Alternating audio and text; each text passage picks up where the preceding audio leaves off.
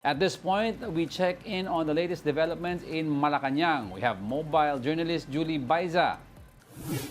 Julie, ang pinakamalaking kwento ngayon is yung pagtatawag ng special session. Tell us more about this.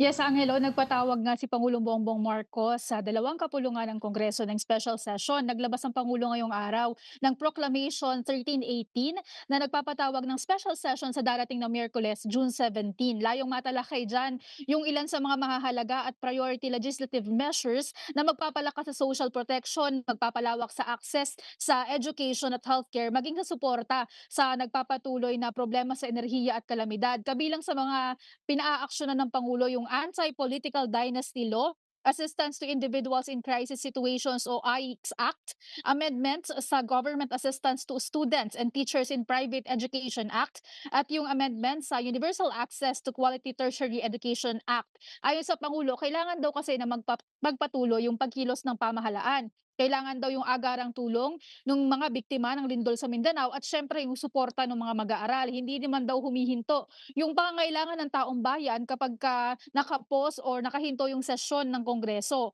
Tiwala naman si PBBM na isasantabi ng mga mambabatas yung kanilang political distractions. Bukod sa mga ito 'no, layunin din ng special session na mabigyan ng pagkakataon ang Commission on Appointments na mag-convene at saka aksiyunan yung, mga itinalaga sa gabinete, military at saka foreign service alinsunod nga sa konstitusyon. Kung maaalala natin, meron noon nakabinbin na promotion nung, ilang mga general sa military services. Angelo? Julie, did the President mention that the Senate should first fix yung leadership round nila na nangyayari ngayon before yung special session or during the special session na lang? Hindi na ini-specify ng, pangulo yung, ito sa kanyang, inilabas na proklamasyon ano, ang sinabi lang umaasa siya or tiwala siya na hindi magpapaapekto sa political distractions. Alright, tapos si President today, no, is he busy? Ano yung mga activities niya Mm. ngayon? Angelo, nasa Sarangani ang Pangulo sa Mm. mga oras na ito 'no. Naghihintay pa lang tayo ng update from, the PCO kung ano-ano na yung mga aktibidad na nagawa ng Pangulo kasi medyo nahihirapan ata sa signal ano, so hindi na ila-livestream yung mga event. Pero ang, mga binibisita niya yung, mga ospital or pagamutan, meron ding binisita ang Pangulo na, bridge para ma-check Mm. kung ano na din yung mga kalagayan ng mga kababayan natin sa evacuation centers. Yes, Julie, given sa lahat nangyayari, no, yung recovery from the earthquake, gulo sa Senado, may planned trips pa ba ang Pangulo anytime soon?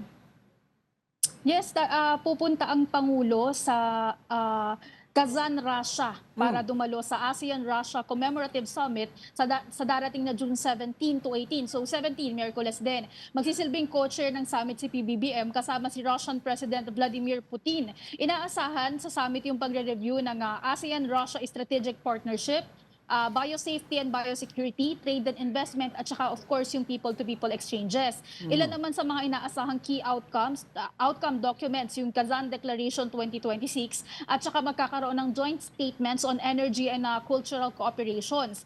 Bukod naman dito sa commemorative summit, magkakaroon din ng bilateral meeting sina PBBM at saka si President Putin. Tututok yung bilateral summit sa energy at saka food security. Hindi naman masabi kanina ni DFA Assistant Secretary Dominic Imperial kung ano-ano pa yung ilan sa mga mapapag-usapan or may mga malalagdaan pa ba na key agreements sa bilateral meeting ng Pangulo lalo na tungkol sa energy sa gitna nga ng oil crisis ano, intayin or antabayanan na lang daw natin 'yan. Aside from that, tututukan din of course yung people-to-people exchanges o yung kapakanan ng around 15,000 Filipinos in Russia. Karamihan daw sa kanila nasa service sectors, meron ding mga engineers and teachers. Ang kailangan daw tiyakin na ibibigay yung kanilang karapatan bagamat maliit lang naman yung bilangan ng mga Mhm. kababayan natin doon. So wala ding plano na meet and greet with the PhilCom ang Pangulo. Sa ngayon hindi pa yan nakalatag ano, yung summit, yung bilateral meeting at saka ilang dinner pa lang yung inilalatag sa schedule ng Pangulo. Medyo maiksi lang din kasi yung kanyang stay. Angelo. Alright, lastly, Julie, ano naman ang mensahe ni PBBM sa birthday ni US President Donald Trump?